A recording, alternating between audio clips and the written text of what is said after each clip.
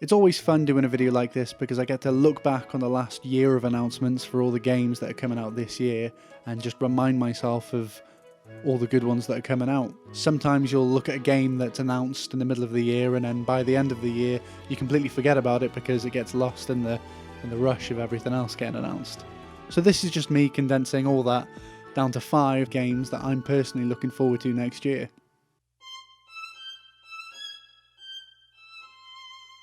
Bravely Default is one of the first turn-based JRPGs I ever played, and ever since then has always held a close place in my heart. It obviously helps also that it's just a bloody good game to begin with. It's a classic JRPG in every sense, even going as far as to retell the classic story of returning the 4 crystals of the world back to their original state.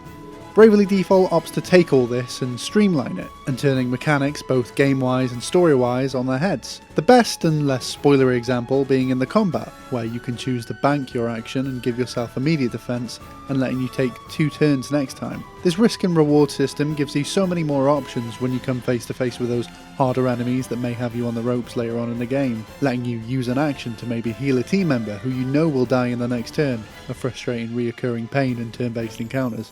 Or to just put all your chips in one basket. I don't quite know how that analogy goes, but you can bombard the opponent with all your strongest attacks. So Bravely Default 2 is just continuing the franchise on with these new mechanics, and while there's a brand new story that isn't connected with the first 2 games, I'm sure this will be another success that will hopefully open the door for Bravely 3rd or Bravely Default 3. Those are 2 different things, by the way. It's confusing and I won't go into it. Square Enix is doing a good job with this franchise and Octopath Traveler in proving that turn-based RPGs still have a place in the AAA market, especially with their ongoing trend of releasing multiple demos and encouraging feedback, making sure that by release they've eliminated anything that may hold this game back from reaching its full potential. You think that maybe they should have done that with another game that came out last year and was universally hated by almost everyone. Anyway. This was actually in my list last year because it was announced originally for 2020, but since it was delayed until the beginning of this year, this is the second time it's on the list. If you haven't played an RPG before, I highly recommend this being your first. It's everything you expect in an RPG, but it just has those little tweaks that makes life a little bit easier when you're playing it, so if you haven't or want to, give this a go.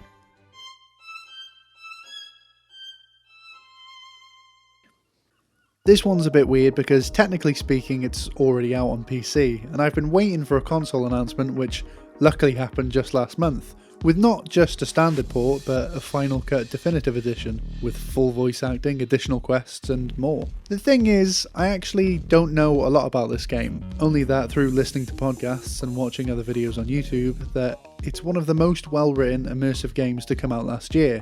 What I've gathered is that it's a neo-noir detective RPG and that there's a bunch of different paths you can take.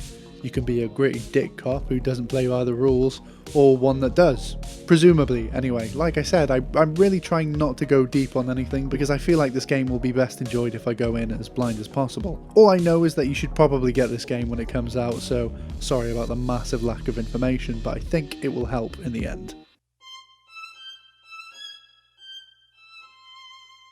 At the beginning of 2017, a new game came out where you would explore a beautiful open world, climbing mountains, collecting plants and hunting animals with your bow and arrow, using cool slow motion shooting skills while also crafting from collected resources. I played this game for well over 100 hours just in the first month.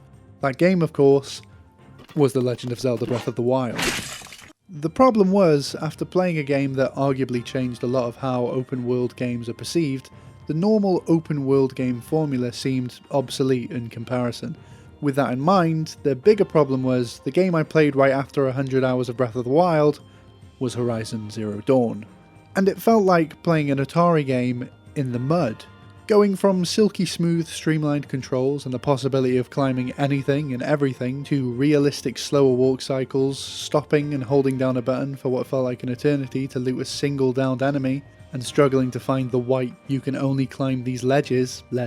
After about 8 hours, I had to put it down. But I knew this game was good, it just suffered from being released 3 days before Breath of the Wild, which apart from being a near perfect game, it's also the bigger, more well-known IP, whilst this new open world game that on the surface looked like another oversaturated Assassin's Creed style icons everywhere on the map basically only existed to be overshadowed. It also doesn't help that I'm not really a fan of that type of open world game after being burned out on the early 2010s formula of run here, do a quest, run here, climb a tower, run here, follow this guy, run here, another quest.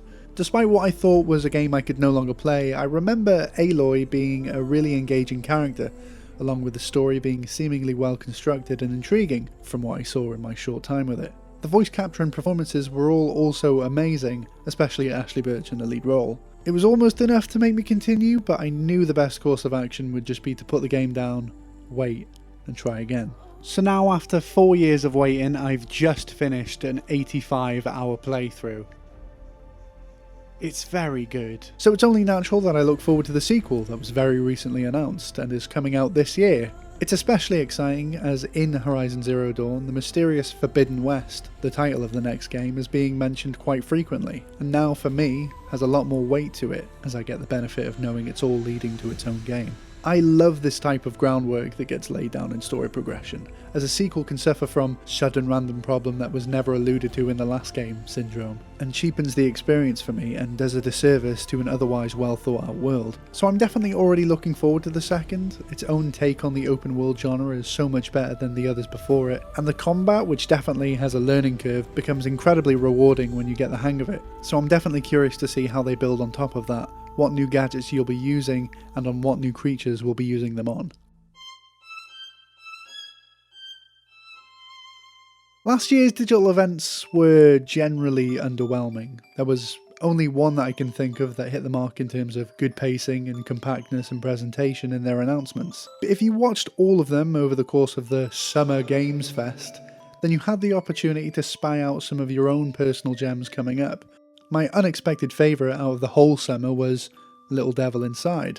The visuals are just pleasant, the whole trailer is. I watched it about 3 times in a row, trying to discern what I could, something that I don't even do with big AAA games I look forward to. Of course, after trailer viewings aplenty, I went to the old search engine and started digging up what I could from interviews. And what I found out is that this game will be a survival game, in a sense. But it's not about putting you in an environment and seeing how long you can survive, like most are, and instead will let you go off for a specific mission and leave it up to you to make sure you survive with the right preparations, which just sounds like how games usually work, but I think I know what they were getting at. It's a survival light, baby's first survival game maybe, which I'm all for as I can never quite get into those games. It seems it'll also incorporate permadeath, which I always love as a concept, but ultimately I end up frustrated with the games I play with it in. See, the idea of the weight of death and the fear and anxiety that comes with that and incorporating that into games fascinates me. Prepping and surviving, fighting monsters and inevitably ending up on the wrong side of a beastie, knowing that if you die, that's it. Your progress, possible experience points and equipment are gone, unless in some cases you get a chance to recover them with the next person.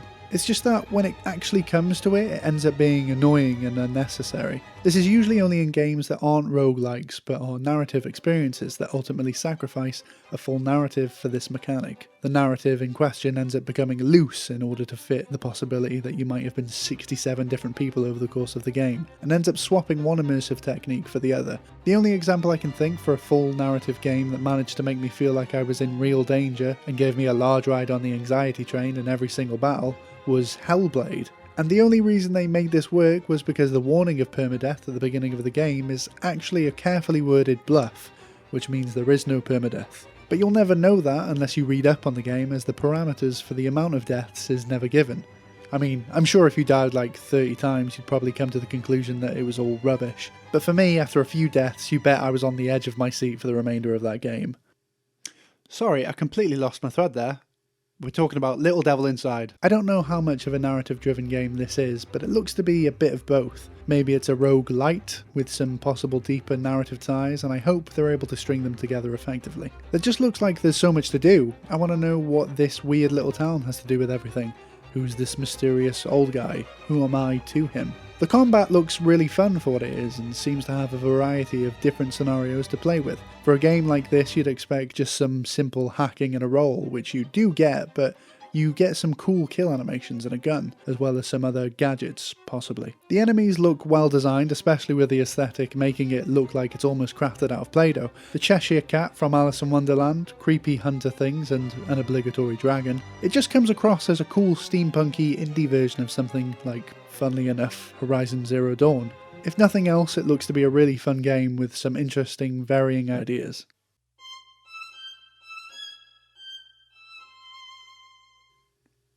It's God of War, the God of War sequel, which was announced last year, which I expected, but what I didn't expect was a 2021 release window. That seems very soon for that game, but that's what it was. And I have a trend of my top pick for this video always being delayed and never coming out in the year that I think it's going to come out. So yeah, it's going to get delayed. Probably.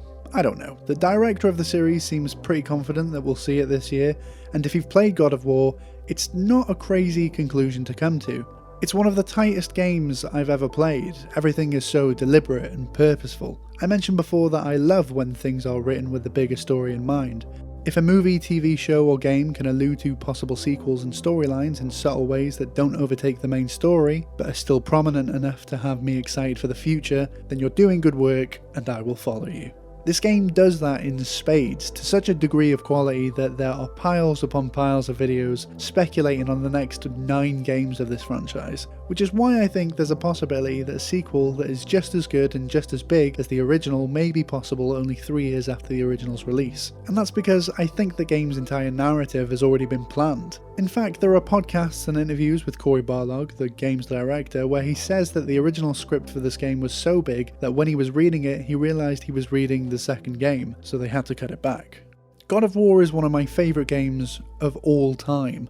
Having not long finished a second playthrough, it's definitely a game that benefits from playing it more than once. Being a huge fan of Norse mythology anyway, this game only gets better with its own weird take on the source material, turning the Aesir gods like Balder, Thor and Odin into menacing psychopaths. Balder serving as the first game's antagonist, with the latter only being referenced through stories told by Mimir, and in some cases you get a chance to see the destruction left behind from past events throughout Midgard. It's only at the very end of the game if you decide to specifically trigger the event where you get a teaser for Thor, and that's where the second game is hurtling towards, a showdown with the God of Thunder, among other people in certain events that I won't spoil. There's still a vast majority of characters we haven't seen, and I can't wait to see what they do with them in this weird, twisted version of the Pantheon. There are also some intentional threads left untied from the first game that I'm so excited to see tied up at some point, whether it's this game or the next. God of War's combat is near perfect, going from bare bones skills, slowly building you up to be the God of War, stringing techniques together that will make your eyes fall out, or giving you a slew of optional challenges that will make even the most grizzled of players wince.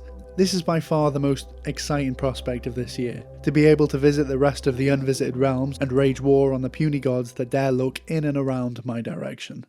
And those are the games that I'm looking forward to most this year.